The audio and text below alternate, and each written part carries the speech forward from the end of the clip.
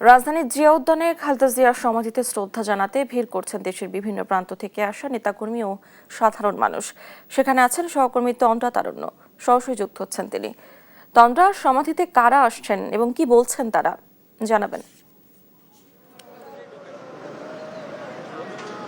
ডানা, আজকে সকাল থেকে কিন্তু প্রয়াত বেগম খালেদা জিয়া, আমাদের সাবেক প্রধানমন্ত্রী, তার কবর জিয়ারত করতে আমরা দেখেছি দূর দূরান্ত থেকে মানুষজন ছুটে আসছিলেন এবং আমরা এমনও মানুষজন পেয়েছি, সাধারণ জনগণ পেয়েছি, নানা শ্রেণী পেশার মানুষ আমরা দেখেছি যারা বলছিলেন যে তারা সাতক্ষীরা থেকে এসেছেন, কেউ কেউ রংপুর থেকে এসেছেন এবং কেউ কেউ যশোর থেকে ছুটে এসেছেন এবং তারা যেটি বলছিলেন যে আসলে জানা যায় তারা প্রয়াত বেগম জিয়ার জানা যায় তারা উপস্থিত থাকতে পারেনি, অংশগ্রহণ করতে পারেনি, সেই আক্ষেপ মেটাতে মনের কিছুটা শান্তির জন্য তারা এই জিয়ার সমাধিতে, বেগম জিয়ার সমাধিতে তারা এসেছেন শ্রদ্ধা নিবেদন করতে।